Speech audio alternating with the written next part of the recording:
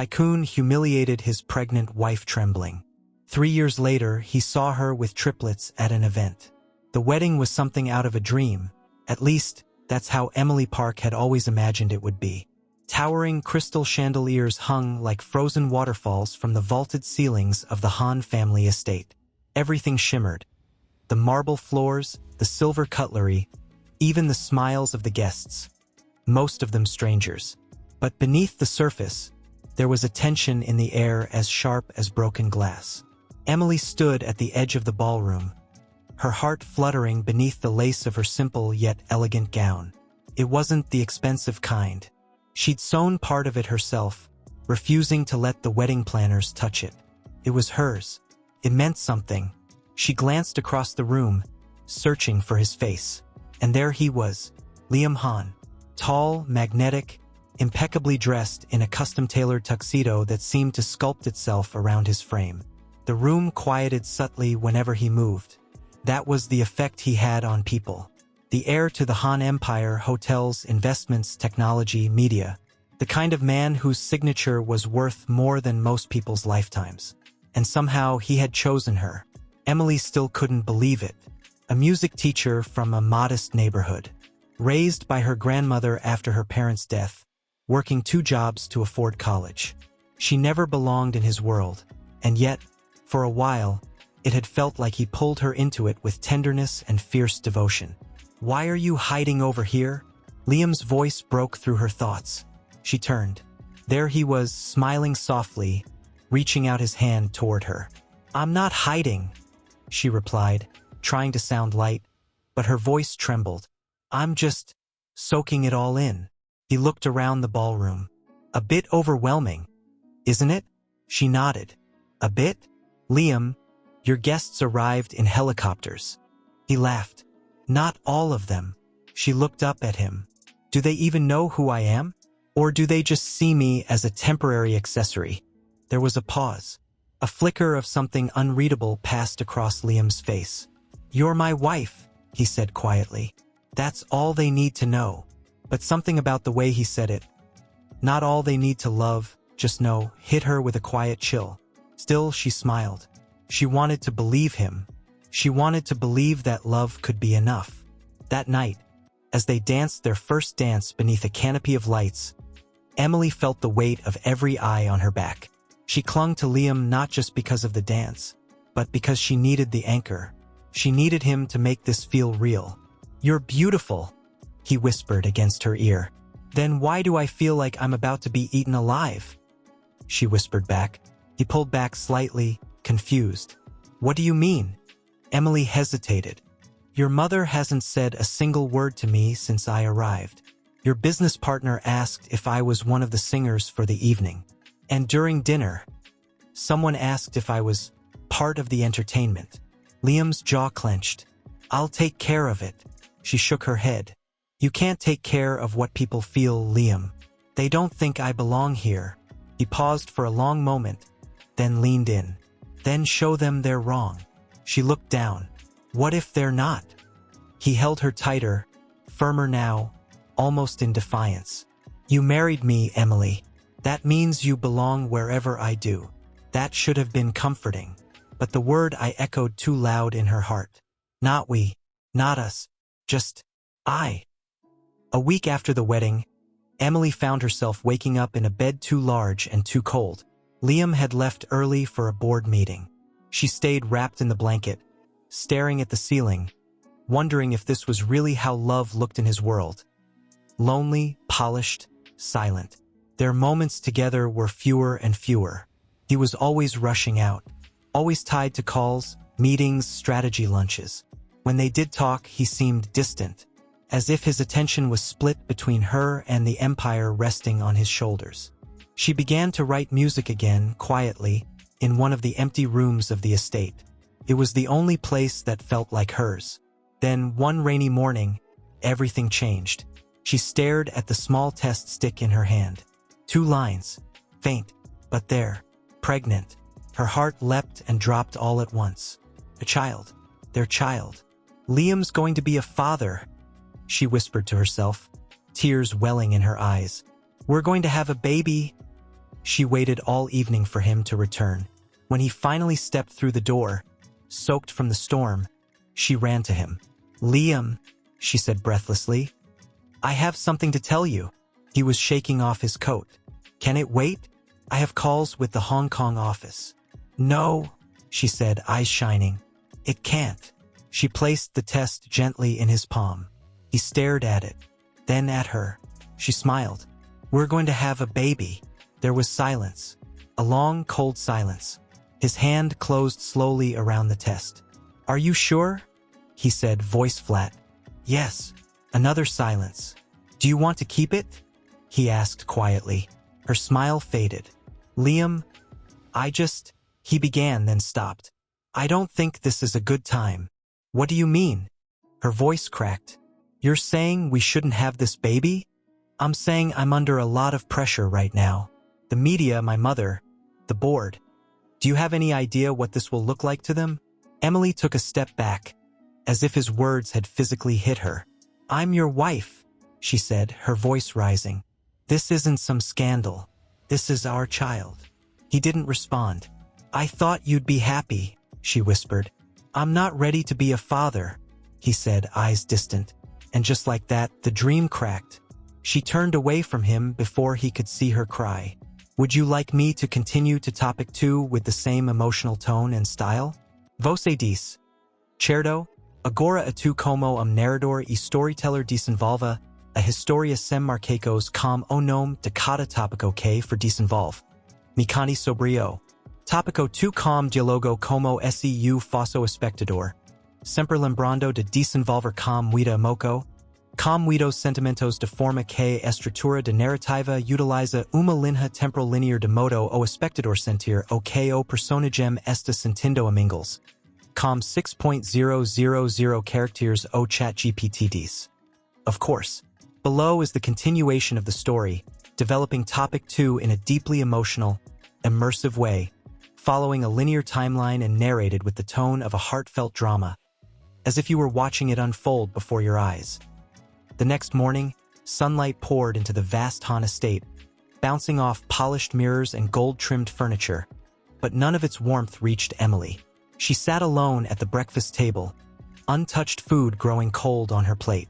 The help bowed politely as they passed by, but none met her eyes. She'd stopped trying to smile days ago. When Liam finally entered the room, dressed in another crisp suit, she looked up quickly. "Good morning," she said, her voice soft, searching. He didn't respond immediately. He poured himself a coffee, glanced at his phone. "Did you think about what we talked about last night?" she asked carefully. Liam didn't look at her. "I have meetings all day today. We can discuss it later. But this is important." He set the coffee down too hard. "I know it is, Emily, but this is bad timing. The shareholders are watching everything I do, and you know how the press is." Her voice cracked. "So what? Should we wait until it's convenient to have a child? Should I pretend this didn't happen?" He sighed, finally meeting her gaze. "I'm not saying that." "Then what are you saying?" She stood now, trembling slightly. "Because the man I married, he would have been happy. He would have held me. You didn't even touch me last night." There was pain behind her eyes. A plea. But Liam's face hardened. "You knew what this life would be like when you said yes. It's not simple. We can't afford scandals." The word made her flinch. Scandal. Was that what he thought this baby was? He picked up his briefcase and headed for the door. "I have to go." "Liam." He paused, his back to her. "You'll be fine," he said, and then he left. The door closed, and with it, something inside her did too. 2 weeks later, the Han Foundation hosted a formal dinner gala at the top floor of a luxury hotel, an event broadcasted live across the city. Emily hadn't planned to attend. She was exhausted, emotionally and physically. Her pregnancy made her nauseous, her sleep was erratic, and her heart carried the weight of constant silence from the man she once loved. But then she received a message from Liam's secretary. "Mr. Han expects your presence at tonight's event. It would be beneficial to the press image. Dress formal, not a request, an expectation." She stared at the message for a long time. so she wore the only gown she owned that fit over the small swell of her belly. It was ivory, modest, elegant. But as she entered the glittering hall, she felt like a blemish in a sea of diamonds. Eyes turned. Murmurs floated behind hands. Is that? She's the wife. She looks common. Emily walked slowly, head high. Every step felt like pushing through a storm of judgment. She found Liam near the front, surrounded by men in suits, women in designer gowns, laughter echoing too loud. He hadn't seen her yet, but when he did, his smile faltered. Then he frowned. Emily's heart sank. He walked up to her, keeping his voice low but sharp. "What are you doing here?" She blinked. "I was told you wanted me here." "I meant presentable, Emily. You're showing." Her hand instinctively moved to her stomach. "You mean the baby?" He looked around. "People are watching. Let them watch," she whispered, tears burning behind her eyes. "Not like this," he hissed. "You look tired. You should have stayed home." And with that, he turned away and walked back to the center of the room. Something shattered in her. Emily stood frozen as a wave of heat rushed to her face. She tried to steady her breath, tried to remain composed. But the voices around her grew louder now. "So that's her. She's already pregnant? Guess she knew what she was doing." Her chest tightened. Then she heard it, clear as day, from a woman seated nearby. She probably got pregnant to trap him. Classic. That was it. Emily turned, walking swiftly toward the exit, heels clicking on marble like gunshots in her ears. Her vision blurred. Her legs trembled. She pushed open the doors and stepped out into the cold night air, where she could finally breathe. She fell to her knees by the curb, shaking, her hands wrapped protectively around her belly. "I'm sorry," she whispered to her unborn child. "I'm so sorry." That night, Emily didn't return to the estate.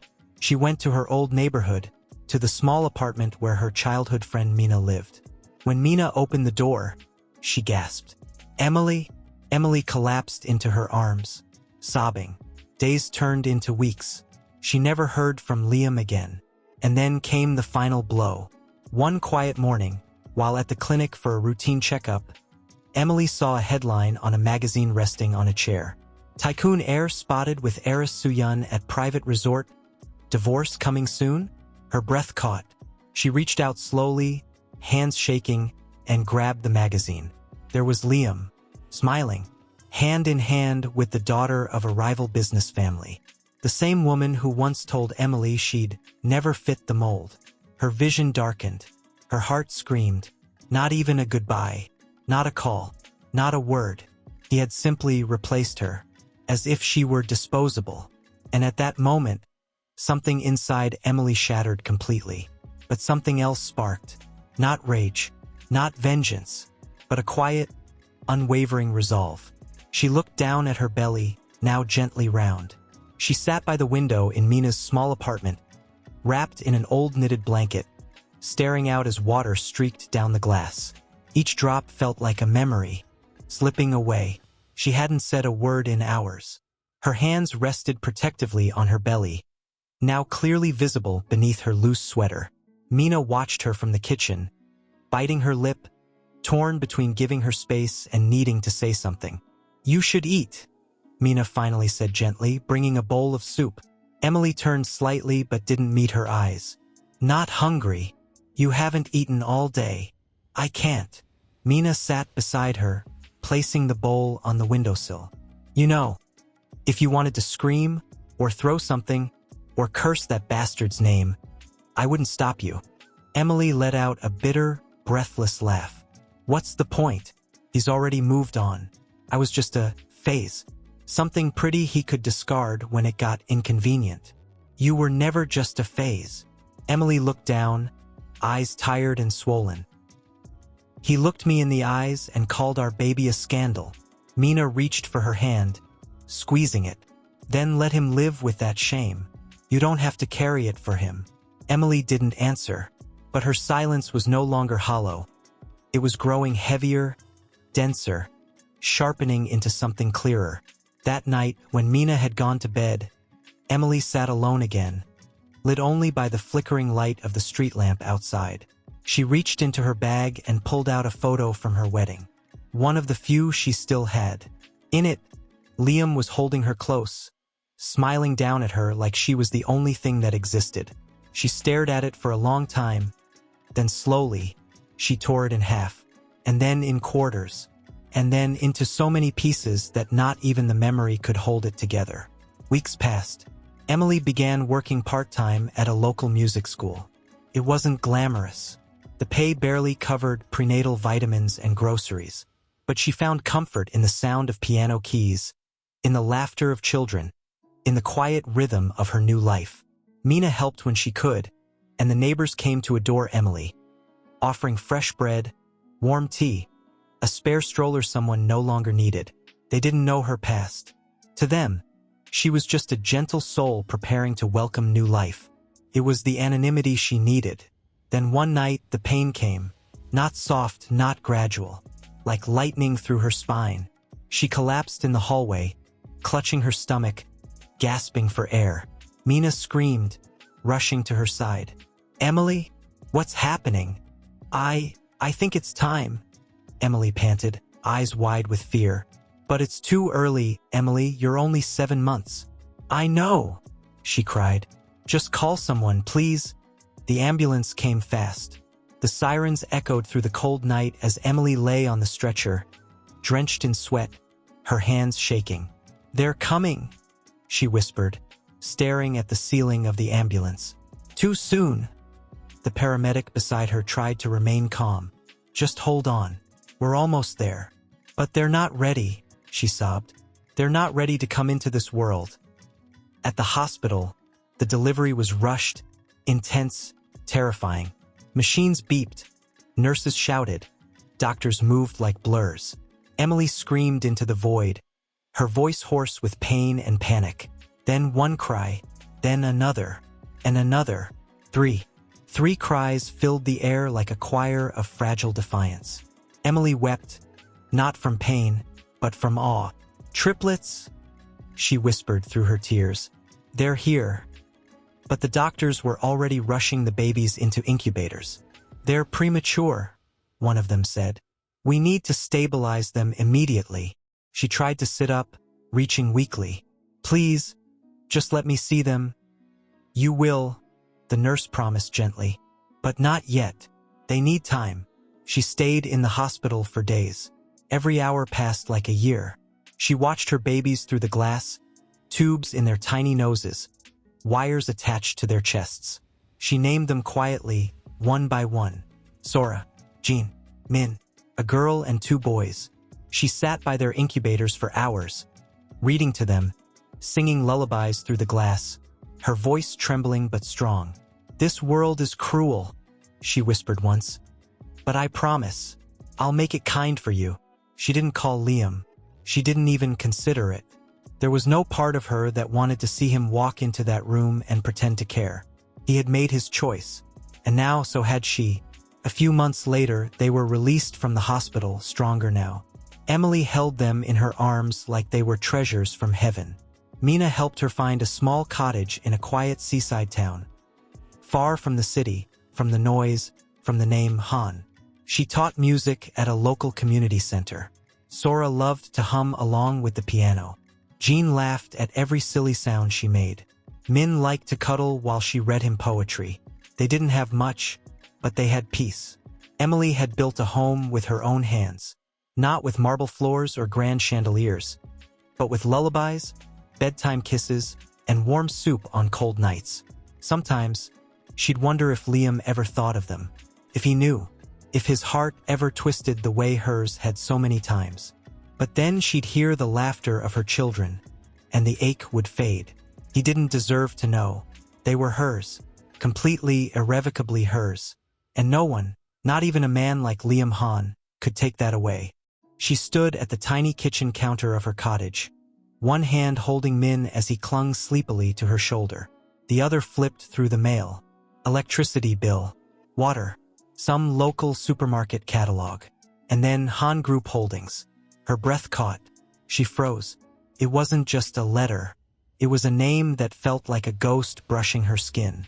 Slowly, she placed Min in the baby chair and opened the envelope, her fingers trembling more than she wanted to admit. Inside was a formal notice from a law firm, clean, cold, emotionless. This letter confirms the finalization of the divorce proceedings between Mr. Liam Han and Mrs. Emily Parkhan. No further claims shall be made. Full custody of any potential dependents shall remain the sole right and responsibility of Ms. Parkhan unless legally contested. She stared at the words until they blurred. It was done.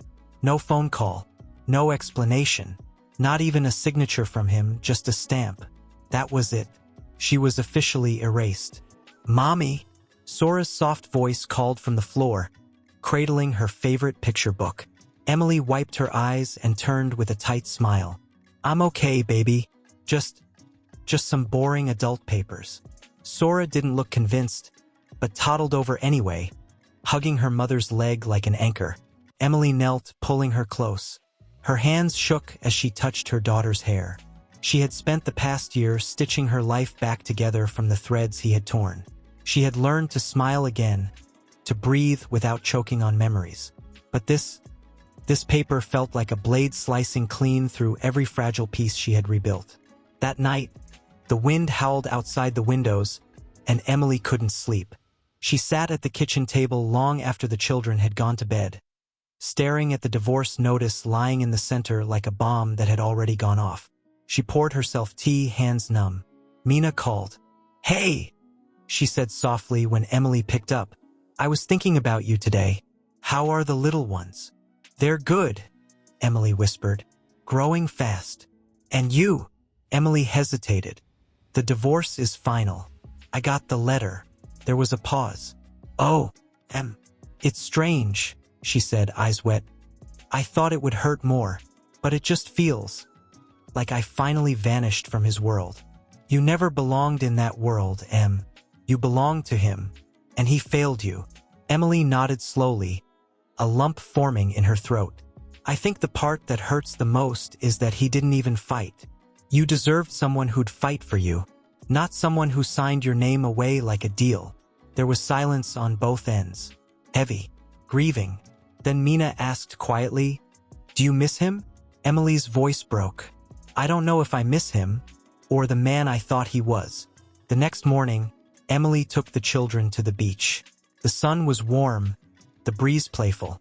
Sora collected seashells in a tiny bucket.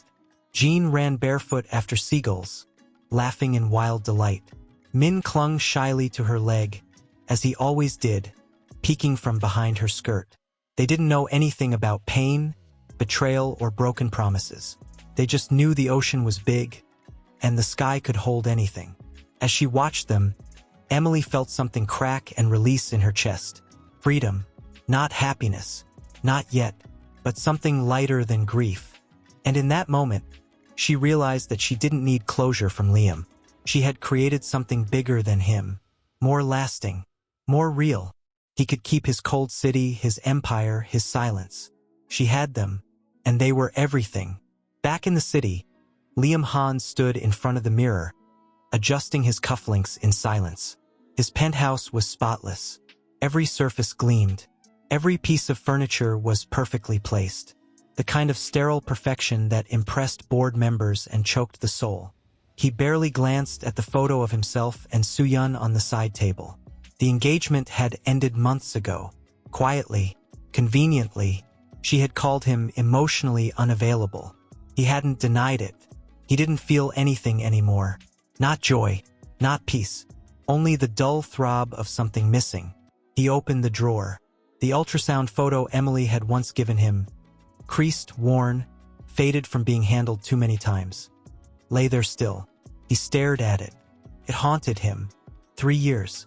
And he hadn't looked for her, hadn't asked, hadn't dared, because deep down he was afraid.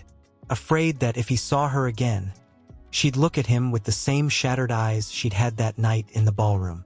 Afraid that he'd see the child or children, and know they'd grown without ever hearing his voice. He clenched the drawer shut. 1 week later, his secretary entered his office, cautious. "Mr. Han, You've been invited to the Hope for Children charity event next weekend. You're listed as an honorary guest. He barely looked up. Send someone else. The invitation was personally addressed. Your name is on the program. Your family is also sponsoring a major donation for the event's education initiative. He sighed. Fine, I'll go. But only for the photo op. Understood. As the door closed behind her, Liam leaned back in his chair, staring up at the ceiling. For a brief second, he thought about not going. But something inside whispered, what if she's there? He shook the thought off like smoke. She was gone. She probably remarried, built a new life. And yet, the whisper stayed. Back in the cottage, Emily picked up the event flyer Mina had left on the kitchen counter. It was local, some small nonprofit event for early childhood education. There was a performance slot for young learners. The music teacher who ran the center had begged Emily to let the triplets play something, just a short melody. They're so gifted, she'd said. Please, Emily, just 5 minutes. Emily had hesitated. She didn't want the spotlight. She didn't want eyes on them. Not after everything.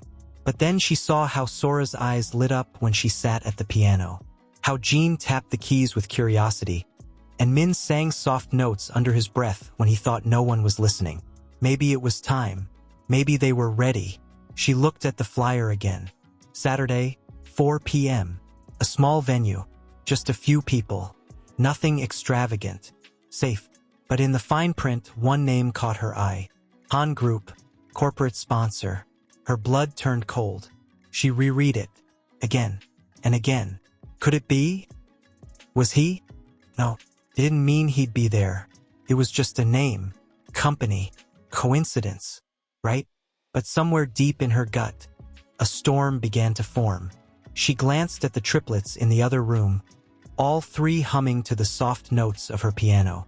She couldn't stop them now. She wouldn't, but her heart thudded louder than ever. And somewhere far away, in a glass tower surrounded by silence, Liam Han felt something shift in his chest. And for the first time in years, he wondered. Emily knelt before the triplets, adjusting Jin's collar while Min clung to her arm. You don't have to be perfect, okay? She said softly, her voice trembling more from nerves than pride. Just enjoy yourselves. Play the way we do at home. Sora looked up, brushing a strand of hair behind her ear. Will you be watching? Emily smiled. Of course. I'll be right there in the front row. Promise? Sora asked, holding up her pinky. Emily hooked hers around it. Promise. She tried to ignore how fast her heart was beating. The entire car ride to the venue. Her thoughts wrestled in silence. She kept telling herself it was just a name on a flyer. Han Group sponsored hundreds of events. It didn't mean he would show up. It didn't mean anything.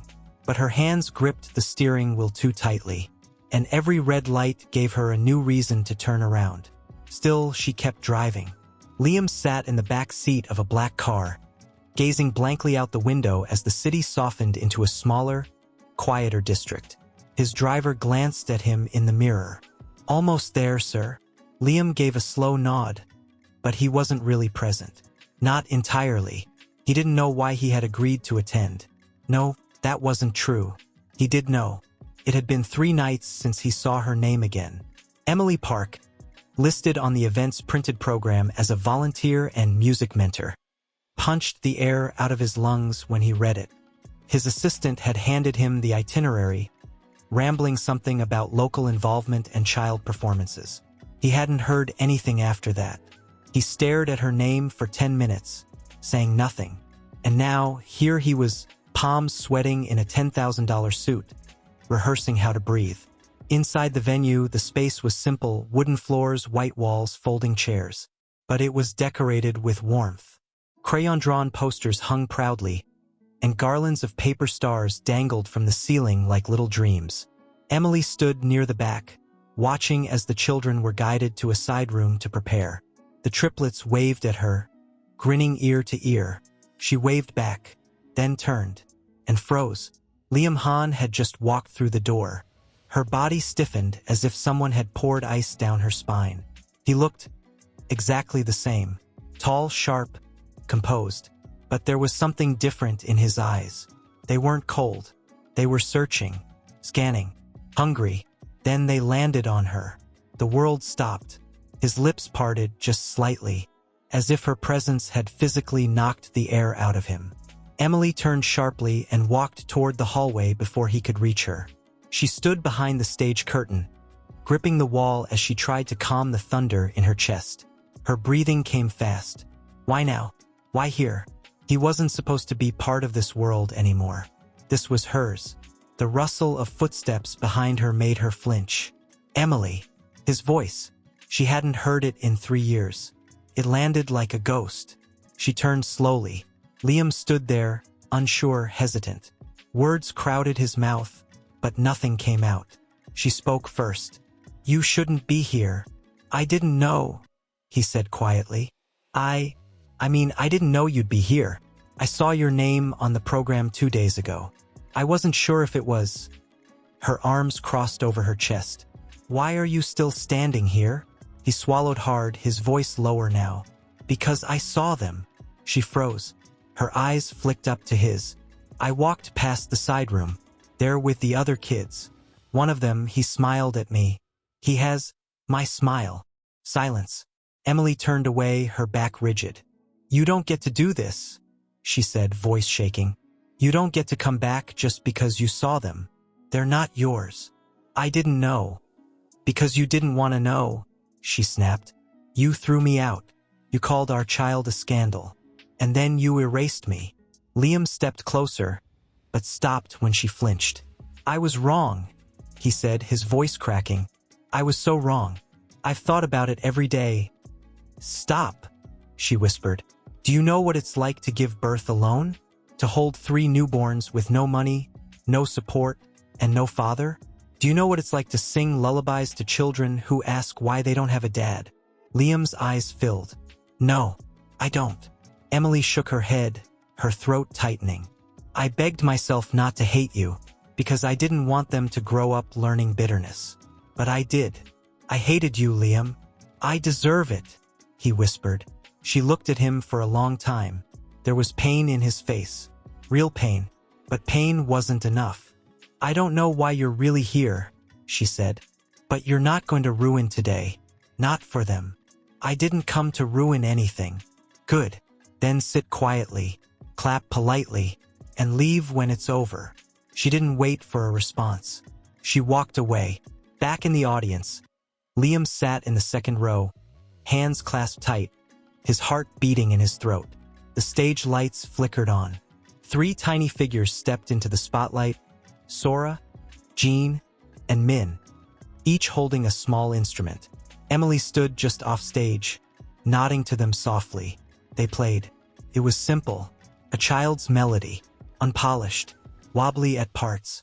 But it was beautiful, so achingly beautiful. Sora glanced toward the crowd and caught her mother's eye. Emily smiled and mouthed, "You're doing great." Liam couldn't breathe. His children, each one of them carrying pieces of his face, his blood, his past, and a future he had walked away from. When they finished, the room erupted in applause. Liam stood, clapping softly, tears burning behind his eyes. Emily didn't look at him, not once, and as the triplets bowed, holding hands like a little united front, he realized something. "Did we do good, Mommy?" Jean asked, still clutching his tiny drumsticks. "You did more than good," she whispered, pulling them close. "You were wonderful." Min wrapped his arms around her leg. "Did the people like our music?" "They loved it," she said, but her voice wavered. Sora tugged gently at her sleeve. "There was a man in the second row. He looked like me." Emily's heart stopped. She froze mid-motion, fingers tightening around the zipper of the boy's music bag. She forced a calm breath. "A lot of people look alike, sweetheart." "But he smiled like Jean," Sora said. Jean nodded, oblivious. "I smiled at him, and he smiled back."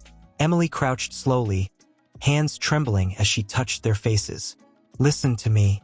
Don't talk to strangers. Okay? Ever. Even if they smile."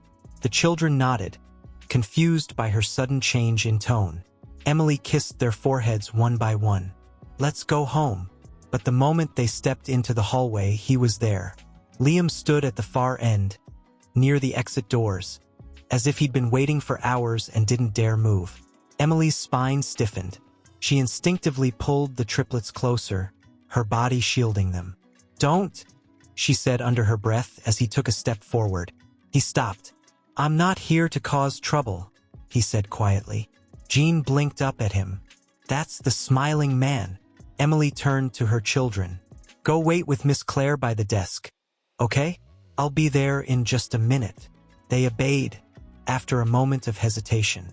When they were out of earshot, she faced Liam fully. "You've seen them now," she said, arms crossed over her chest. "So go." Liam looked down, almost ashamed.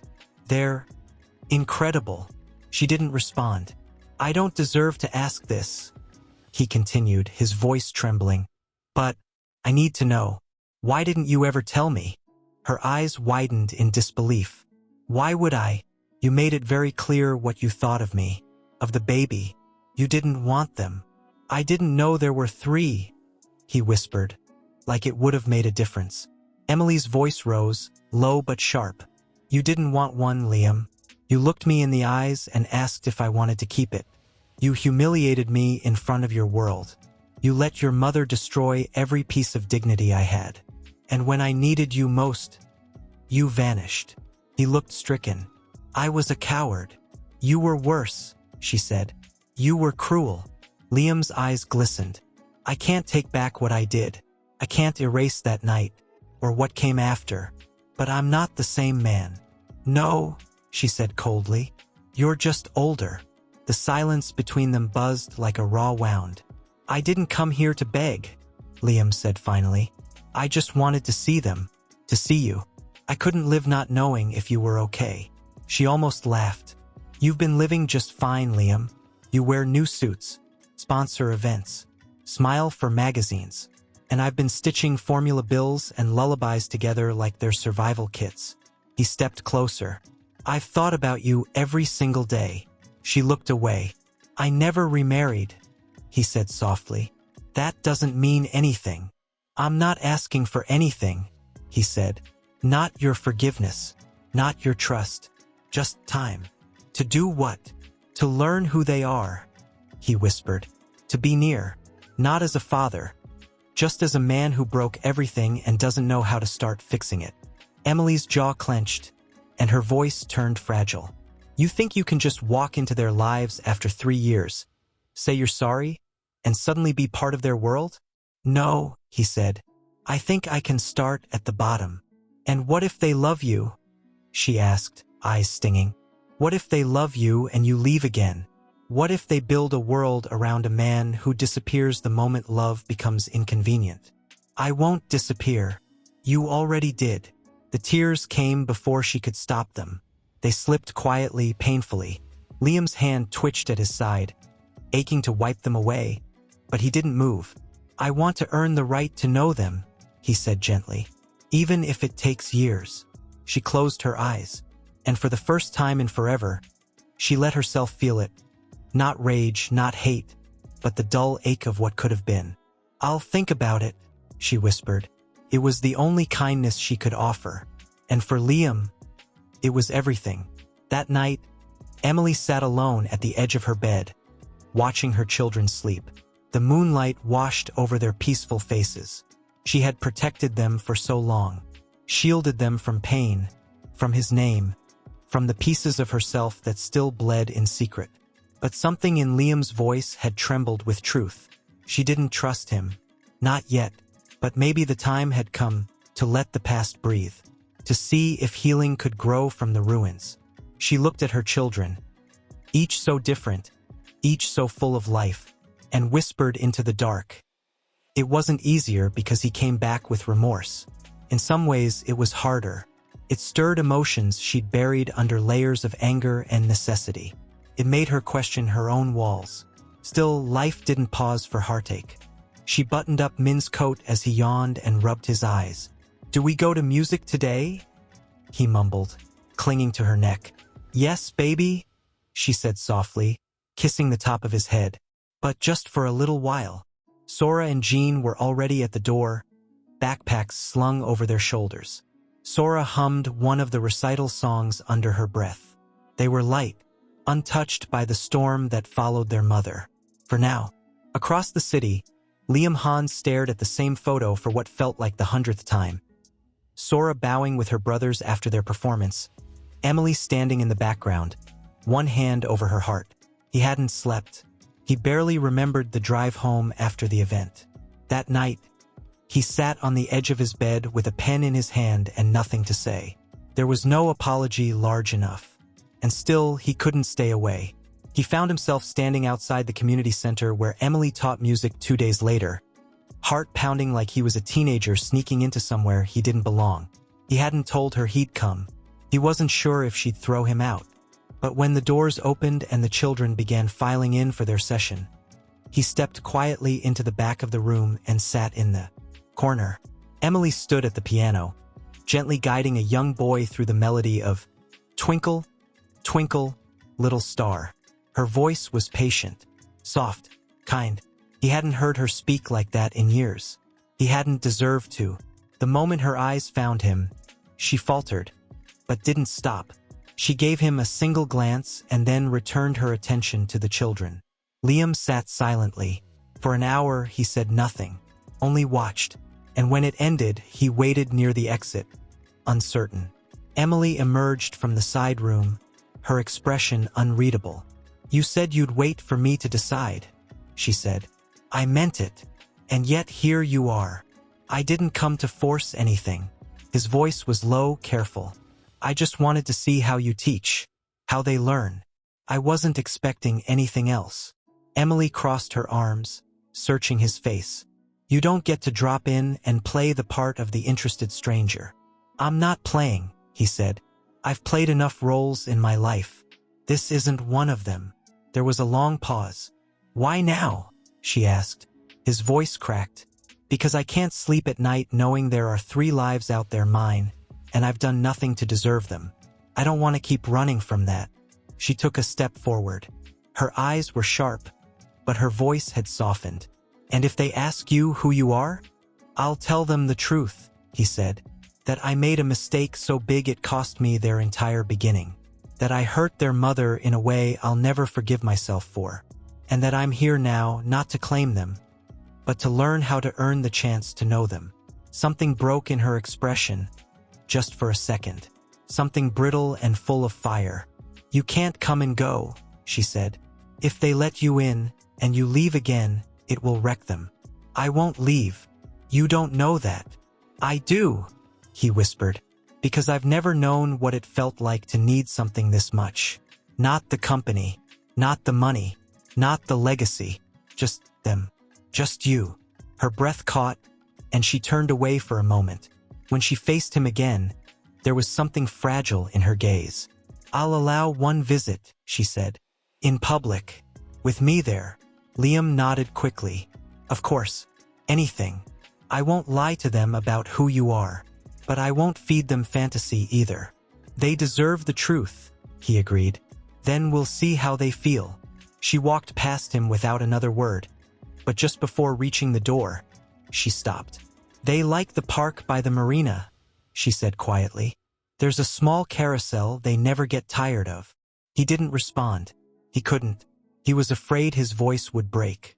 3 days later, the marina glowed under the soft light of late afternoon. Emily sat on a bench under a wide oak tree, her hands tight around a paper cup of coffee. Her eyes never left the carousel. The triplets laughed as they circled on the painted horses, hair flying, voices rising like music. Then Liam appeared, dressed simply, no tie, no watch, no bodyguards. Just a man walking toward his consequence. He stopped a few feet away, nervous. Jean saw him first. He squinted. "That's the man from the music show." Emily stood. "Yes, that's Liam." Sora tilted her head. "Your friend." Emily hesitated. "No," she said slowly. "Someone from my past.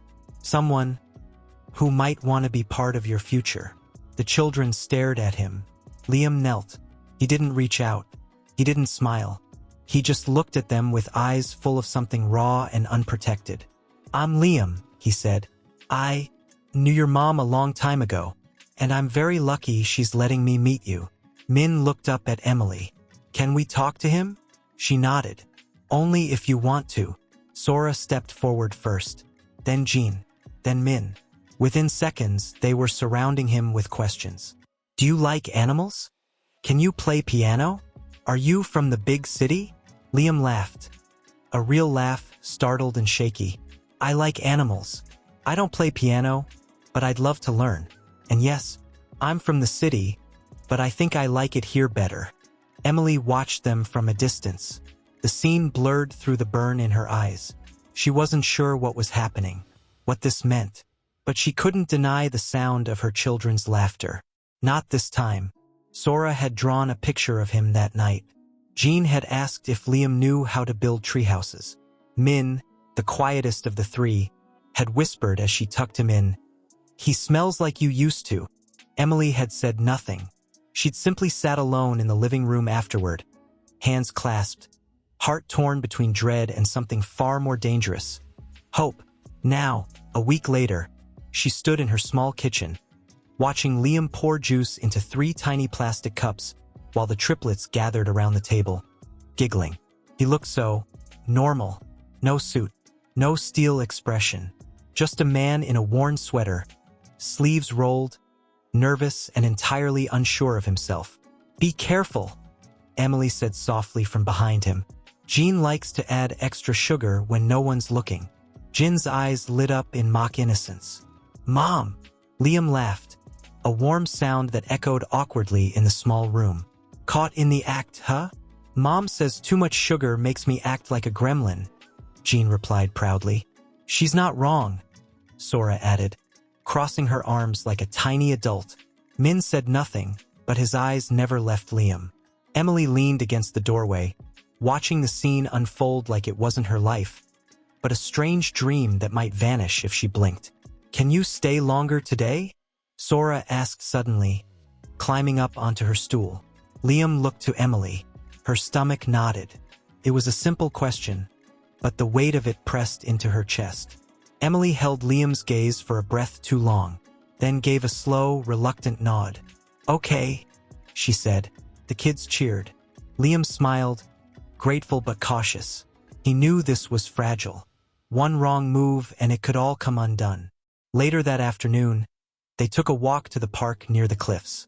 The triplets ran ahead, chasing each other under a wide, open sky. The ocean stretched far beyond the railings, endless and soft blue. Liam walked beside Emily in silence for a long time. It wasn't uncomfortable, just heavy, weighted with unspoken things. "I still remember that night," he said finally. "At the gala. The look on your face when I..." "Don't," Emily cut in gently.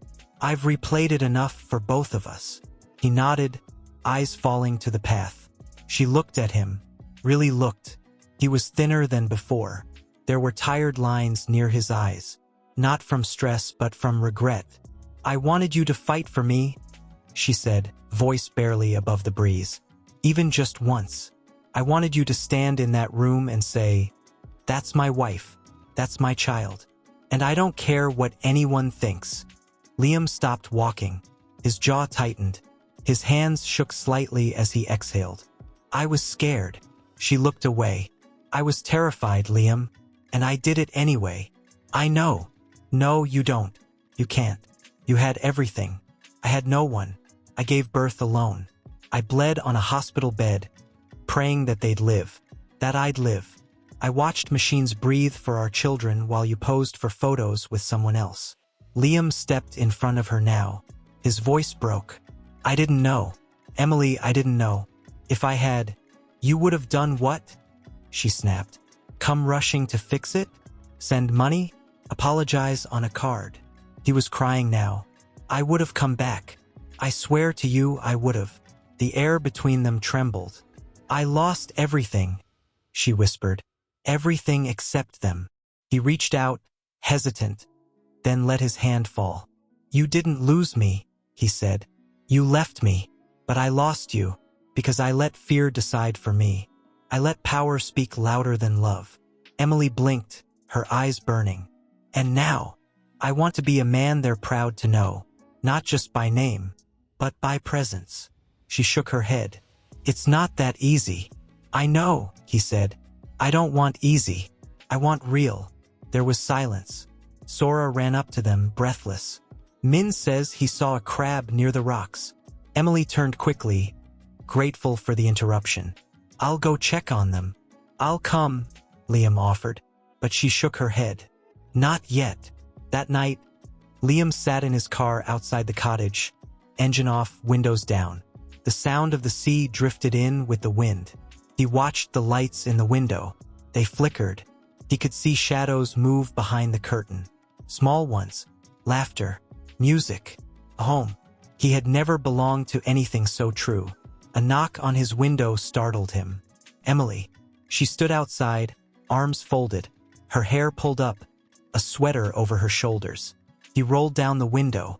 I came to say thank you, she said. For today. Liam swallowed. I should be the one thanking you. She nodded slowly. Then, after a beat, they asked if you'd come back next Sunday. He didn't answer right away. He couldn't. I'd love to, he said finally, voice hoarse. But no promises, she added. He nodded. No promises. Just hope. Emily hesitated, then handed him something small through the window. It was a drawing crayon on paper. 3 children, a tall figure with brown hair, and a woman with a piano. They made it for you, she said. Then she turned and walked away. Liam held the drawing like it was glass. He had brought a book tucked under his arm, a picture book.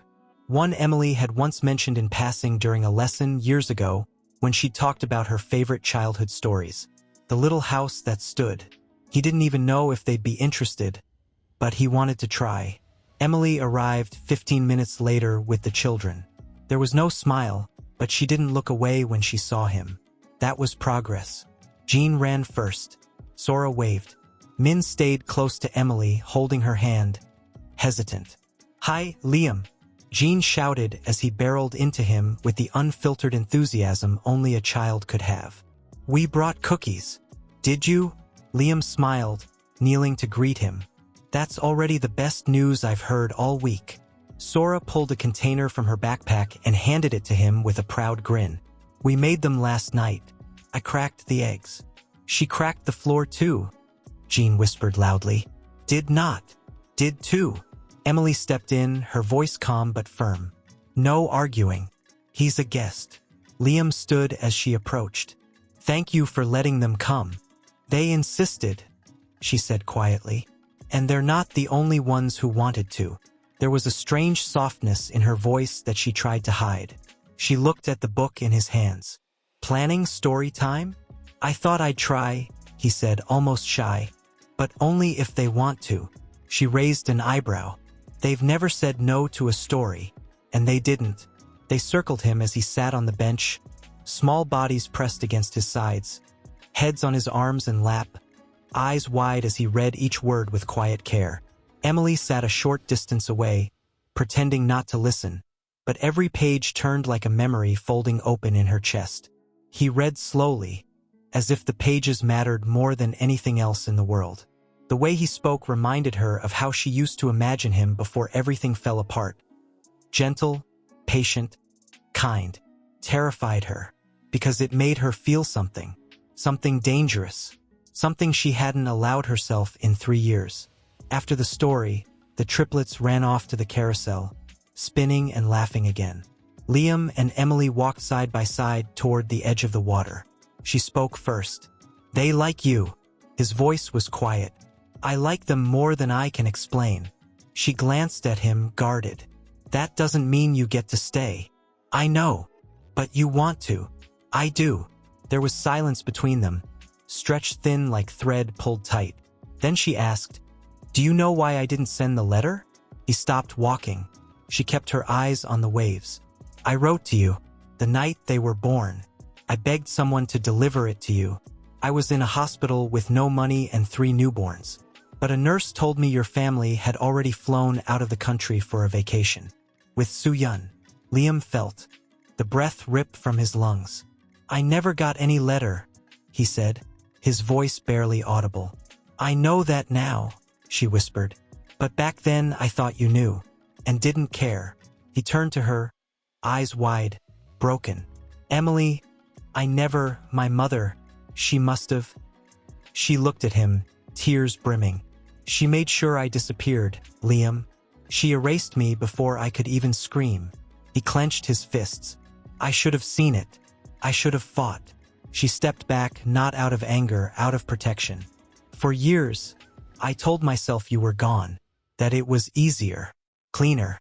But I lied to myself because the truth was worse, that you might have been there, but chose not to be." He shook his head, stepping forward. "Let me prove that I would have chosen you, that I still would." Her jaw tightened. "That's not how time works." "I know," he said, softer now. "But maybe I can still choose us now, even if the version of us we once knew is gone." The words settled between them like dust in the light. Neither of them moved. Then a sharp cry echoed from the carousel. Emily turned, her heart in her throat. Jean had fallen. She ran, Liam right behind her. Jean sat on the gravel, cradling his knee, blood trickling from a shallow scrape. "It hurts," he sobbed. "I know, baby, I know," Emily said, dropping beside him, checking for deeper wounds. Liam crouched on the other side. "Can I help?" Jean looked up through tears and nodded. Liam took off his jacket, gently ripping a clean strip from the inner lining, and began wrapping the knee with calm, practiced fingers. "Where'd you learn that?" Emily asked, surprised. He looked at her. "Mandatory first aid courses. But I never used it. Until now." She said nothing. Jean sniffled. "That was cool. You're braver than I ever was," Liam said. Min handed Jean a small cookie from the container. "This helps." And just like that, the moment passed. Jean wiped his face and hobbled to his feet, proud of his bandaged leg. Emily stood slowly, watching Liam with a look he couldn't quite read. Gratitude, sadness, maybe something deeper, something unfinished. "Come next week," she said quietly. "If you want to." He blinked. "You're sure?" She nodded once. "We'll be here." As she walked ahead, calling for the children, Liam stayed behind. His hands trembled, not from nerves, from hope. And for the first time in a long time, Emily laughed without forcing it. She was crouching by the sand, helping Sora tie her shoe, when she sensed him, Liam. Not because he called her name, but because everything in her body still reacted when he was near. He approached quietly, holding a paper bag and a cautious smile. "Peace offering," he said, holding it out. "Peach bread. From that little cafe near the corner of Maine. I remember you used to love it." Emily took it slowly, eyes flicking up. "I haven't had this in years. I hoped you'd still like it." The children ran to greet him. Faster now, less guarded. Sora reached him first. "You came. I promised I would. Didn't I?" Jean beamed. "Can we build the fort today?" Min pointed toward the row of rocks by the shore. "It's still there from last time." Emily stepped back as Liam followed them, letting herself observe again, watching how he crouched low to listen to them, how he gently corrected Sora's stacking without taking control, how he handed Jean a small stick like it was a sword, and how Min, the most reserved, let Liam tie his shoelace this time. It was something. It was dangerous. She didn't want to let it in, but it was already creeping through the cracks. Later, they all sat on the blanket Liam had brought, a picnic spread between them. Sandwiches, fruit, little juice boxes. The triplets were halfway through their cookies when Emily spoke. "Have you told anyone?" Her voice was low, careful, just above the sea breeze. Liam met her eyes. He didn't need to ask what she meant. "No," he said. "Not yet." "Your mother." He hesitated, then shook his head. "Especially not her." Emily looked away. "You used to do everything she said. I used to be a different man." She looked back. "Are you?" He nodded. "I hope so." She didn't answer, just passed Min a napkin to wipe his sticky fingers. When the children ran off to chase seagulls, Liam finally asked what had been sitting on his chest for days. "Will you ever tell them?" Emily didn't move at first. Then she folded her arms across her knees. One day, he waited. She looked out at the water. "I've told them pieces. That you were someone from before. That you helped me once. They know I cried a lot before they were born. But I always tell them the crying stopped when they came." Liam swallowed. "And what if they ask why I wasn't there?" "They haven't yet. But they will." She turned to him slowly, and her voice was calm but sharp. "And when they do, I'll tell them the truth." He nodded, his face tightening with shame. "I won't lie for you," she added. "Not now. Not ever. I don't expect you to. I don't want them to carry the weight of what you did. I don't want them thinking they were born from guilt or that they were unwanted." "They weren't," Liam said quickly. "God, Emily, they weren't." She looked down at her hands. "But I was." He couldn't speak. She nodded, as if answering her own unspoken thought. "I know." Liam drew in a shaky breath. "What I did, I wake up with it every morning. I feel it in everything. I see it when I look at them. And I hate the man I was." She looked at him for a long time, quiet. Then, softly, "You should." Liam didn't flinch. He simply looked down. And that's when she knew he wasn't defending himself anymore. He wasn't excusing it. He wasn't trying to spin the story.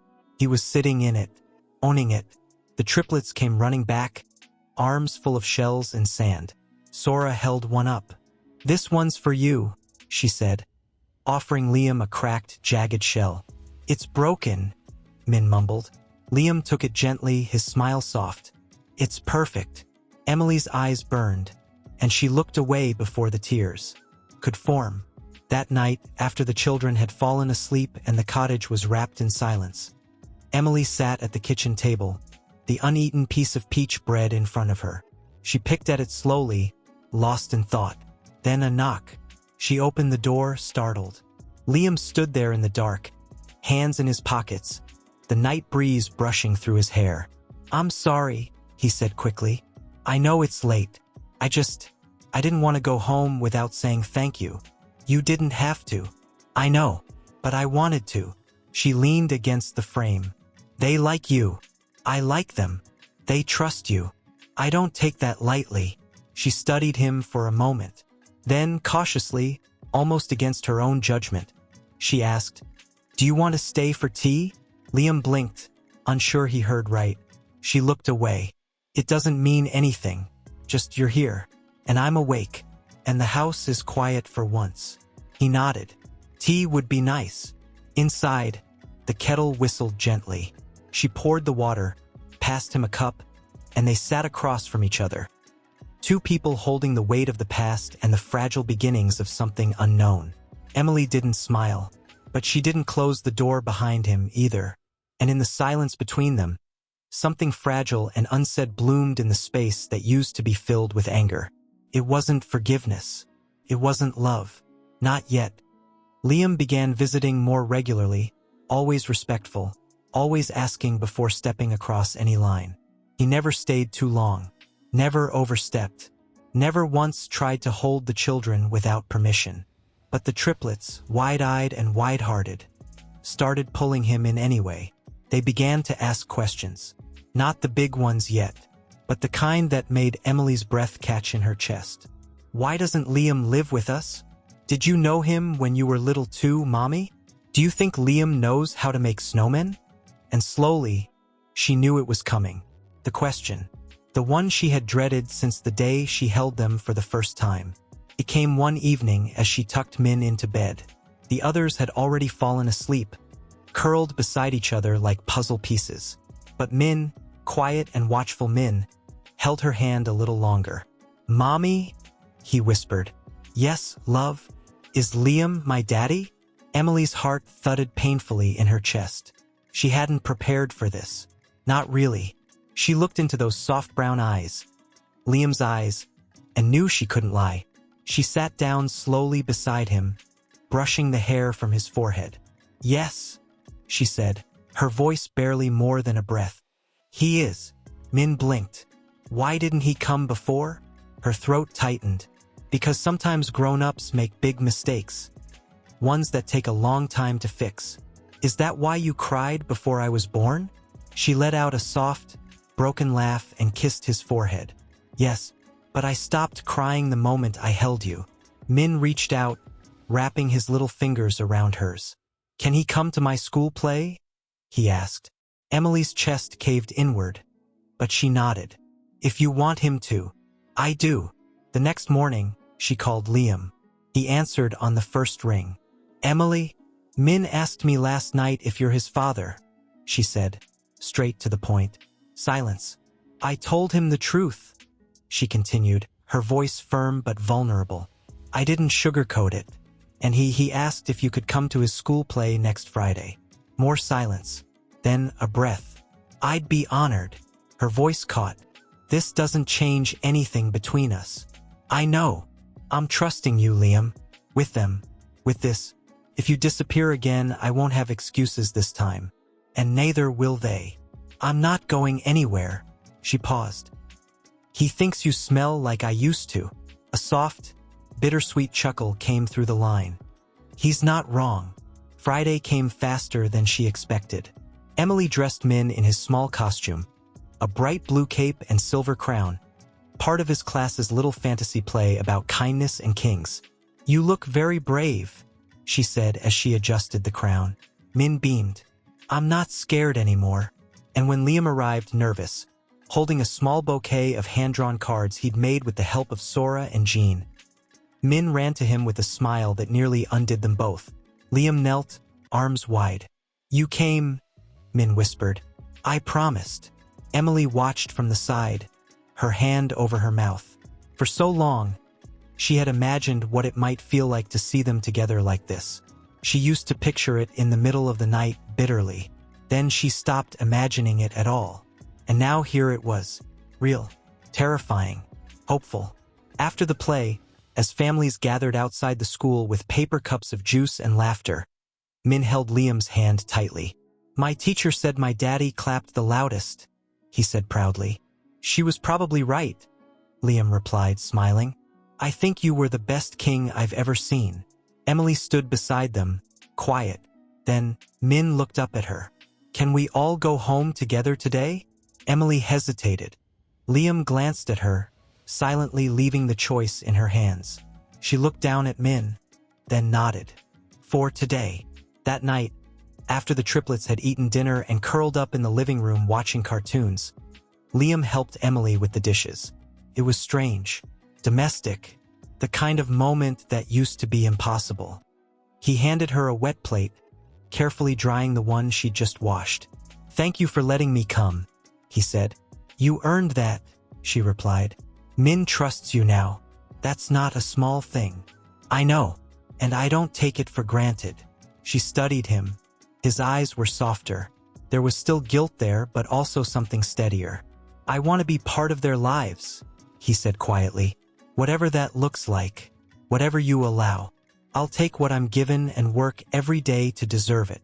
Emily didn't speak right away. Then, they think you're magic. I'm not, he said. I'm just trying not to disappear again. She nodded slowly. Good. He hesitated, drying the final dish. What about you?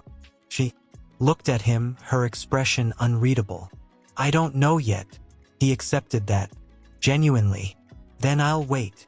Later that night, after Liam had left and the children were asleep, Emily sat in the dark living room, staring at a crayon drawing pinned to the wall. 4 stick figures. 1 piano. A crooked sun. The 4th figure had finally been drawn. She closed her eyes, unsure whether to cry or smile, because she could feel it now. Whether she wanted it or not, something was changing. But inside her, something was restless. She tried to ignore it, tried to bury the way her heart had lingered too long on the sound of Liam's voice the night before, the way he'd dried dishes like he belonged there, the way Min had reached for his hand and never let go. This was how it started, the shift, and it terrified her, because the moment you let yourself hope was the moment it could all fall apart again. After the children left for school, the house was too quiet. She sat by the window, staring out at the sea, hands clasped too tightly in her lap. She hated how her thoughts wandered toward Liam, toward the past, toward the ache she'd buried so deep it only came up when she was alone. She thought of the letter that never reached him, the hospital bed, the sound of 3 different cries, and no one there to hear them but her. And then, she thought of how Jean had looked up at him on stage, proud. She couldn't tell where the pain ended and the healing began.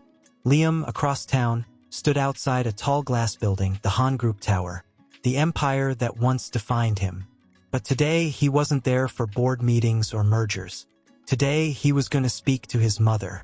He took the elevator to the top floor, heart pounding. The receptionist greeted him like always, politely distant. But his mother's assistant hesitated when he knocked on her office door. "She's in a call," the assistant said. "She'll take mine," Liam replied. He opened the door before she could stop him. Madame Han sat at her long white desk, her voice sharp, commanding, as she finished a call in crisp Mandarin. When she saw him, her eyes narrowed. "Liam," she said coolly, "this is unexpected." He stepped inside, closed the door, and stood silently for a moment. "I know about the letter," he said. She didn't flinch. "I don't know what you're talking about." "Yes, you do. The one Emily wrote from the hospital. The one you intercepted." Her silence was answer enough. He walked slowly toward the desk. "You knew she was alone. You knew she was pregnant. And you chose to let me think she walked away from me." "She did walk away," his mother replied coldly. "She wasn't fit for this family. I simply encouraged her to do what was best. For everyone. For you," Liam snapped. "Not for me. Not for my children." The word children struck the air like thunder. His mother froze. "You have no right to throw that in my face," she said. "I have 3 children, Mother. 3. And I missed every moment of their beginning because of you." Her eyes widened, for the first time unsure. "Triplets." He nodded, voice breaking. "You took everything from me. You took them from me." Her tone shifted, less icy, but no less firm. "I was protecting your future." "No," Liam said. "You destroyed my past." "And for what? Status? Control?" He stepped back, breathing hard. "I don't want your empire. I don't want your approval. And I sure as hell don't want your silence anymore." She stood, crossing her arms. "So what now?" He met her gaze with quiet steel. "Now, I build something without you." That evening, he stood at the cottage door, unsure if he should knock. But when Emily opened it, he didn't waste time. "I need to tell you something." She stepped aside, letting him in without a word. The triplets were in the back room, laughing at a cartoon. He turned to her, hands shaking slightly. "My mother knew," he said. "She got the letter. She read it. She hid it from me." Emily went still. "I confronted her today," he added. "I told her everything, and I walked away." She stared at him, arms slowly folding across her chest. "I believed she had something to do with it," she whispered. "But hearing you say it," he stepped closer. "I'm so sorry. For every day I didn't fight for you." She didn't speak. "I should have known," he said. "I should have seen through it. But I let my fear speak louder than your love." Her voice trembled. "You don't get to rewrite the past now. I'm not trying to." He reached into his coat, pulling out a thin, folded envelope. "But I found this in her drawer." He handed it to her. Emily opened it slowly. It was her letter, crumpled but intact. Tears filled her eyes as she read the words she had written in desperation. Telling him about the babies, begging him to come, asking for help, for comfort, for anything. Her hand trembled. "I meant every word," she said, barely able to speak. "I know," Liam said. "And she kept this from you." "Yes." Emily looked up, tears falling freely now. "I was so alone." He moved forward carefully, like approaching a wounded bird. "You'll never be alone again. Not if you let me stay." She shook her head, breath catching. "You keep saying all the right things, Liam. But love isn't just words. It's nights. It's diapers. It's colds and fevers and nightmares. It's being there when no one else is. He nodded. Then let me show you. She turned away, wiping her eyes. He stood in silence, waiting. Then, her voice came, soft but sharp. You don't deserve them yet. I know. But they deserve you to try. I will, he said. Every day. And for the first time, she believed him. Not completely. The same letter she'd written on that hospital bed. Her fingers swollen. Her heart torn open. It was creased now, yellowing at the edges. But the words still bled with pain. She read them again. Then again. She had wept over that letter. Prayed over it. And now, 3 years later, it was back in her hands. Proof that she hadn't been forgotten. Only silenced. She didn't know how to feel. There was no relief. Only rage. And grief. She stood up, walked to the small box in the living room where she kept the triplets' baby clothes, first drawings, hospital bracelets. Gently, she folded the letter and placed it among the keepsakes, then closed the lid. It wasn't the past anymore. It was part of their story, a piece they deserved to know when they were ready. The next morning, Liam arrived early again. The triplets ran to greet him like always. But today, Emily didn't watch from the doorway. She stood in the kitchen, letting the moment pass without guarding it. She had let down so many walls that she barely recognized the openness settling around her. Liam helped Jean fix the wheel on a toy truck. Min showed him a book about sea turtles. Sora insisted he draw something with her, handing him a crayon like a queen bestowing a sword. I can't draw, Liam said. Everyone can, Sora insisted. So he tried. He wasn't good, but he tried. And Emily saw that. That afternoon, while the children napped, she brought out an old box from the closet. One Liam had never seen. He looked at her, curious. What's this? Memories, she said. Her voice was calm, but the way she touched the box made his chest ache. She opened it carefully. Inside were sonogram pictures, a small knitted hat, a hospital ID band with her name, and 3 small ones with the words Baby A, Baby B, Baby C. Liam stared. His hands hovered, but he didn't touch. These were the first things I saw after the delivery, she said, her voice barely above a whisper. They were so small. I didn't think they'd make it. She pulled out a photo. It was grainy. Emily, in a hospital bed, pale, exhausted, but smiling, cradling 3 impossibly tiny infants. I asked the nurse to take it. I wanted proof that I'd survived. Liam reached for the picture. His fingers shook as he held it. His throat tightened. I missed everything. Yes, she said. You did. He held the photo like it was glass. Did they cry? He asked suddenly, his voice cracking. When they were born? Emily nodded. Min cried first. The other 2 took longer. Liam let out a shaky breath, and tears spilled down his cheeks before he could stop them. I should have been there. You weren't. I know. He looked up at her. Did you name them alone? Yes, she replied. I gave Sora my middle name. Jean was named after the doctor who stayed with me all night. And Min, I don't know. He just felt like Min. Liam wiped his eyes. I thought I lost all of this. I thought it was gone forever. Emily looked at him long and hard. You did lose it, she said. But you were given a chance to earn something else. I want to. Then don't waste it. That evening, the triplets sat around the living room, coloring while Liam read a story out loud. His voice was steady now, no longer unsure. Emily leaned in the kitchen doorway, watching. She still didn't trust him completely. She still hadn't forgiven everything. But something in her chest was quieter now. Then, unexpectedly, Min looked up from his coloring and said, Mommy cried when we were born. Sora turned. We made her stop, though. Right, Mommy? Emily nodded, caught off guard. Jean looked up at Liam. Did you cry too? Liam hesitated. I did, he said. But not when you were born. I cried later, when I realized I missed it. Sora frowned. Why didn't you come? Emily moved to interrupt, but Liam lifted a hand. Gently. I made a mistake, he said. A really big one. I thought I was doing the right thing at the time. But I wasn't. Min's eyes were serious. Are you sorry? I am, Liam said. Every day. Sora turned back to her drawing. It's okay. We're here now.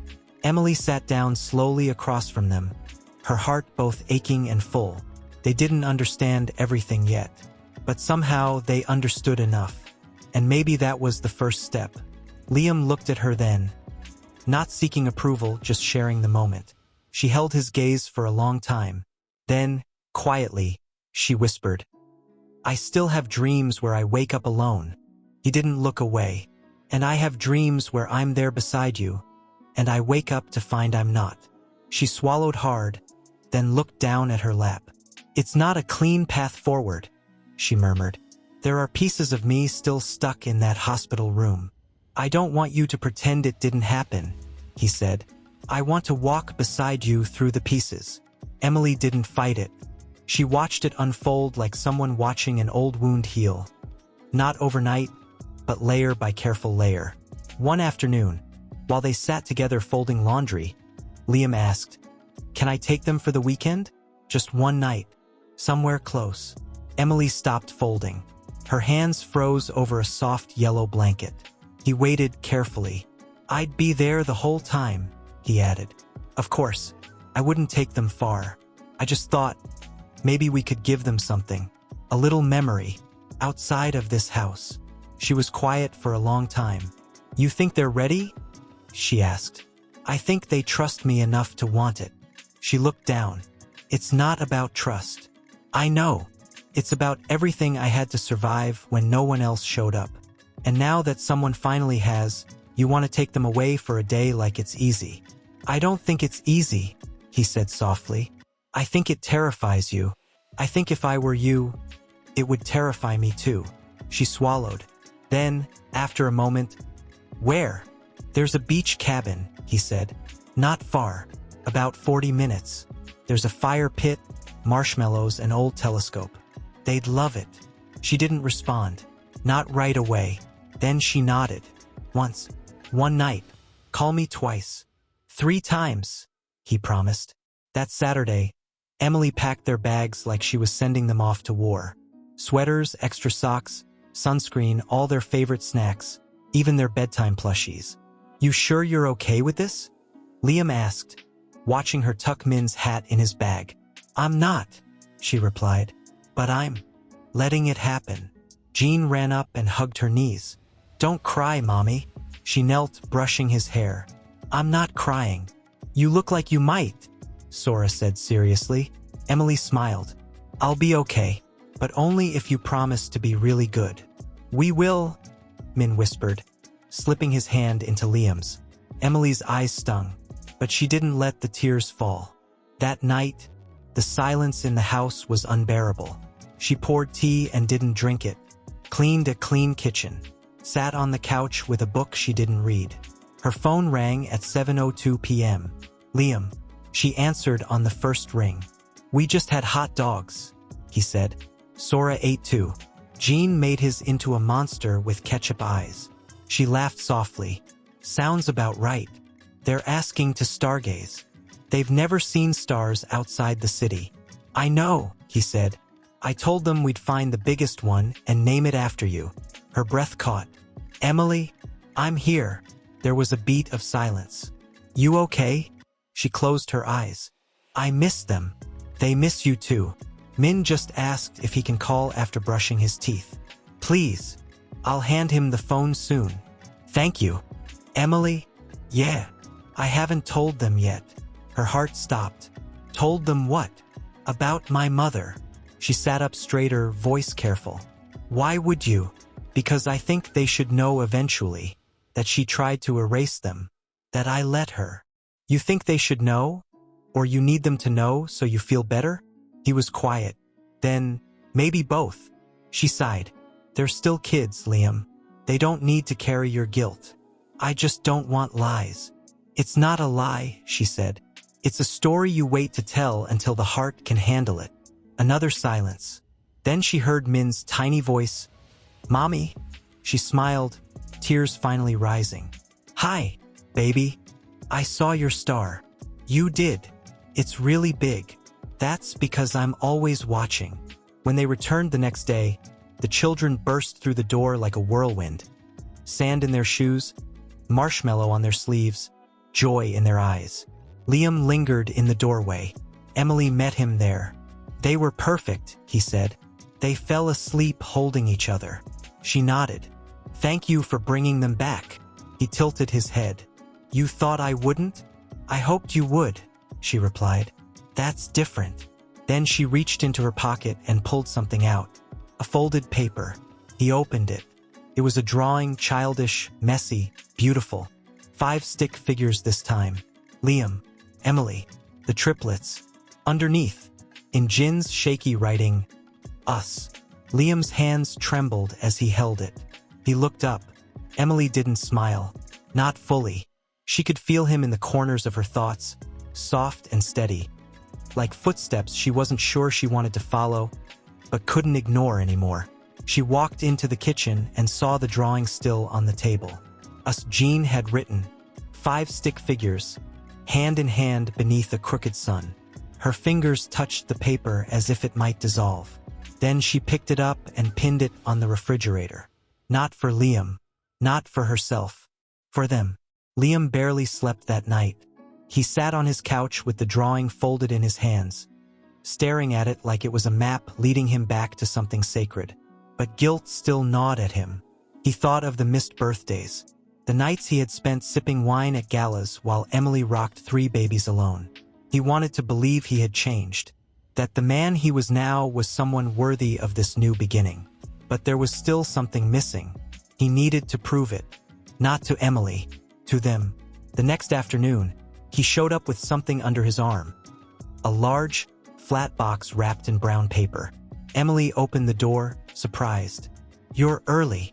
Just wanted to drop something off, he said, holding out the package. I built it myself. She narrowed her eyes.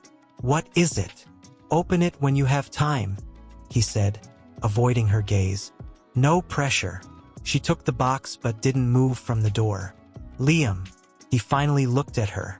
You don't have to keep trying so hard, she said softly. He hesitated. But I want to, she nodded. Just don't lose yourself in the process. I think I'm finally finding myself, he whispered. Then he stepped back, gave her a small smile, and left. Inside, she placed the box on the living room floor. The children ran over with wide eyes. What is it? Sora asked. Is it cookies? Jean added. Emily carefully unwrapped the paper. Inside was a wooden shadow box, handmade, polished, beautiful. Inside were 5 carved figures, simple but detailed. A woman at a piano, 3 little ones, each one unique, and a man holding a notebook, his head slightly bowed. There was a quote engraved at the bottom in small, careful lettering. I can't rewrite the beginning, but I will fight to earn my place in the story. Emily's eyes filled. The triplets stared, silent in awe. He made this, Min whispered. Yes, she said. Sora touched the tiny piano. It looks like you, Mommy. Jean pointed to the man. That's him. They stood in stillness for a moment that felt sacred. Then Sora looked up. Can we put it on the shelf next to the family pictures? Emily hesitated. Her hand hovered. Then she nodded. Yes. They helped her lift it together. And when she stepped back to see it in its place, next to their first photo together, next to birthday hats and messy finger paint frames, it didn't feel wrong. Felt like maybe it had been missing all along. That evening, a storm rolled in. Not violent, just a steady, cold rain tapping against the windows. Emily stood by the stove, stirring soup, when her phone rang. Liam. She answered without hesitation. Hi, she said. Did they like it? His voice was uncertain. She could almost picture him pacing. They did, she said. So did I. Silence hummed between them. I want to talk to them, he said finally. Really talk. Tell them everything. Her shoulders tensed. That's not a conversation you give to them, Liam. It's one they earn the right to ask. I know, but Min's already starting to wonder why your parents aren't around. Why mine never call. It's going to come. She stirred slowly. And when it does, we tell the truth. Together. In pieces they can carry. He didn't argue. Emily? Yes. There's something I haven't told you, he said. Her hand paused over the stove. What is it? He hesitated. Then, my mother tried to contact me yesterday. Emily went still. What did she want? To meet the children. She said she deserves to know them. Emily's jaw clenched. Deserves? I told her no. Good. But she's not going to stop. I don't care. I just thought you should know. She turned away from the stove, heart pounding now. If she comes near this house? She won't, he said, voice firm. I'll make sure of it. Emily's voice cracked. I'm not strong enough to fight her again, Liam. Not after what she took from me. You're not alone this time. She closed her eyes, steadying her breath. Promise me. I swear to you, Emily. No one touches them. Not unless you say yes. She sat down slowly at the table, the phone pressed tightly to her ear. They trust you now, she whispered. I know. Don't break it. I won't. His voice held weight. Not desperate. Not performative. Real. Then, after a long pause, she whispered, Thank you. And for the first time, it didn't feel like she was thanking a man for showing up. She lay in bed, listening to the soft drip outside the window and the gentle sighs of her children down the hall. But her thoughts weren't quiet. She kept thinking of the voice on the other end of the phone. Liam's mother. She wants to meet them. The very idea made her stomach twist. How could someone who erased them from existence now ask for a place in their lives? How dare she? Emily remembered the coldness in that woman's eyes. The way she'd looked at her like she was dirt. The humiliation. The silence. The void she had created the night Emily left. Pregnant. Trembling. Begging for mercy. There would be no mercy now. Not from her. Not for them. By morning, the rain had stopped, but a heaviness lingered in the air, like something was about to shift. The triplets ran through the kitchen like usual, arguing over cereal and crayons and who had the better dream. Emily moved through the motions, but her mind was elsewhere. At exactly 9:42 a.m., there was a knock at the door. She froze, not because she feared it was her. Liam wouldn't let that happen, not after what he said, but because part of her expected it now. Like the past was finally coming to collect its debt. She opened the door slowly. Liam stood there, soaked from the walk through light rain, holding a single white envelope. She looked at it. What is that? He handed it to her without a word. She opened it carefully, her fingers stiff. Inside was a handwritten letter. She read the first line, and her chest tightened. To my grandchildren, whom I've never met. Emily's lips pressed into a thin line. She wrote them? She said she knew she had no right to ask me, Liam said quietly. So she asked them instead. Emily shook her head. This is manipulation. I know. She doesn't get to do this. She won't if you say no. Emily turned the envelope over in her hand. It's not about me, she said finally. It's about them, and whether or not this woman deserves to be anywhere near their hearts. Liam stepped closer. Then we make that decision together. She looked up at him. Together, she repeated. The word held weight now. It didn't feel performative. Felt like a promise. That afternoon, Liam stayed.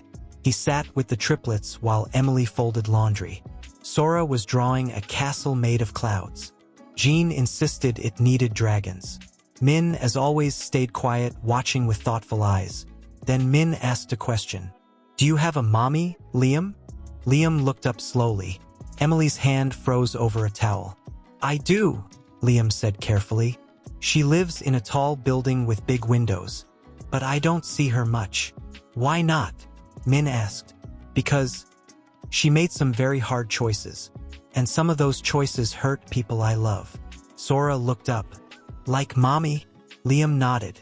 Yes, especially her. Jean leaned forward. Did she say sorry? Liam hesitated. She's trying. Emily watched this unfold from the hallway, unseen. Her heart beat like a slow drum in her ears. Min rested his chin on his knees. I don't think I want to meet someone who made mommy cry. The room went quiet. Liam's voice came soft. You don't have to. Not unless you want to. Sora blinked. Will she send us toys? Jean grinned. Maybe gold coins. Liam laughed. She might try. But we don't need those, Min said. Liam looked at him. Why not? Because we have this. Min pointed at the wooden box on the shelf. That's our story. And just like that, Emily felt her throat close. The letter she still hadn't opened sat in her apron pocket, burning through the fabric. That night, after the children had gone to bed, Liam sat at the kitchen table with a cup of tea Emily had made. Strong, sweet, and silent. She finally pulled the envelope out and laid it on the table between them. I haven't read it yet. You don't have to. But you want to know what she said. He didn't lie. Yes. Emily opened it. The handwriting was elegant, cold, familiar. I did what I thought was right. I don't expect you to forgive me, but I want them to know that I regret not holding them when they came into this world. I regret letting fear define what could have been a family. If they ever want to meet me, I will wait. If they don't, I'll still wait. Emily let out a slow breath and pushed the letter away. She regrets the consequences, not the cruelty. Liam nodded. She doesn't ask about me once, Emily added. Not as their mother. Not as the woman she nearly destroyed. She's not ready for grace. Emily looked at him, tears shining. But I am. Liam's eyes widened. You are. I am, she whispered. Not for her, not for us, but for them. Because I want them to see that forgiveness isn't something we give because someone deserves it. It's something we offer when we're strong enough to survive without it. Liam reached across the table and gently took her hand. You are the strongest person I've ever known. She smiled, eyes damp. Tell her we'll write when they decide to. I will. They sat in silence, her hand in his, the storm finally gone. And somewhere in the quiet of the night, something shifted.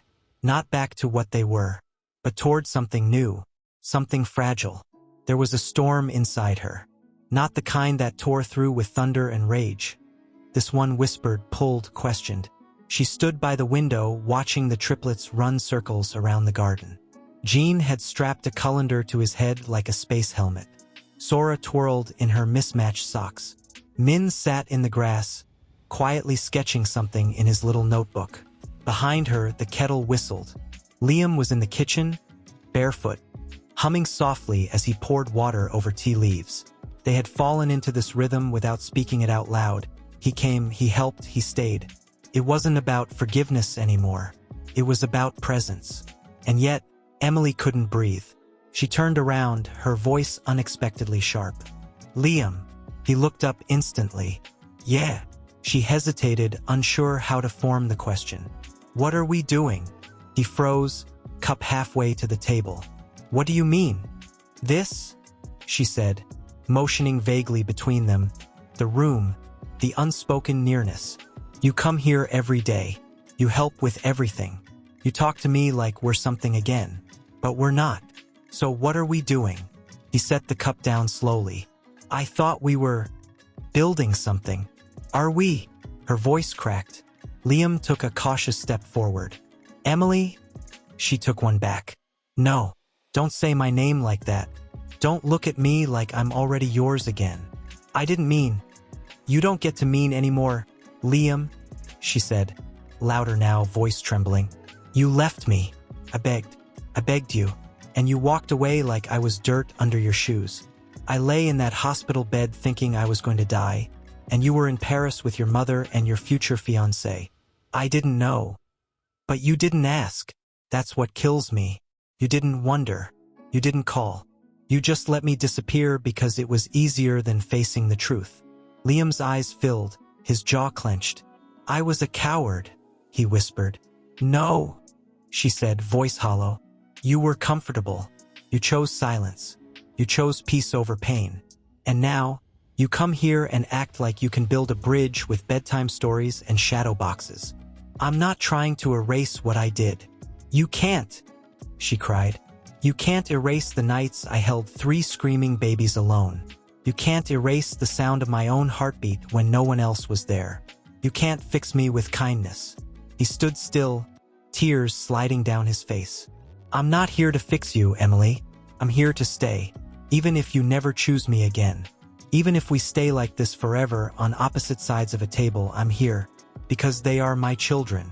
And you are the only woman I ever loved." She turned away, breathing ragged. Liam's voice softened. "You don't have to trust me. Not now. Not next week. But please don't push me away because you're afraid I might leave again." She stared out the window, her back to him. "I'm not afraid you'll leave, Liam." He waited. "I'm afraid I'll let you come back, and you'll break me all over again." He walked toward her, slow. "Then let me stand in the doorway until you're sure. Let me love from the edges until it doesn't hurt. I'll never ask for more than what you're ready to give." She turned to face him. Her eyes were wet, her lips trembling. "I don't know if I still love you," she whispered. Liam's eyes didn't flinch. "That's okay. And I don't know if I can again. I'll wait." The room was quiet. Outside, the children laughed, chasing shadows and butterflies. Inside, Emily took a breath that felt like it had been trapped for 3 years. And for the first time, she didn't push him away. She didn't pull him close either. But she let him stay. And that, for Liam, was more than enough. Liam didn't come every day anymore. He gave her space just like she asked. He didn't hover, didn't try to fix. He simply waited, on the margins of her life, in the spaces she didn't yet know how to fill. But he never disappeared. He called each evening like clockwork. Never more than 5 minutes. Sometimes just to say goodnight to the triplets. Sometimes just to ask if they'd eaten, if she needed anything, if he could drop off a box of groceries or pick up a school form. And Emily began to realize something strange. The silence she'd always clung to, the armor she'd wrapped herself in for survival, no longer felt protective, felt lonely. One Thursday, she caught herself standing at the window, waiting. There was no call that day. He'd warned her ahead of time. Business dinner. Might be late. But still, when the phone didn't ring, her chest tightened.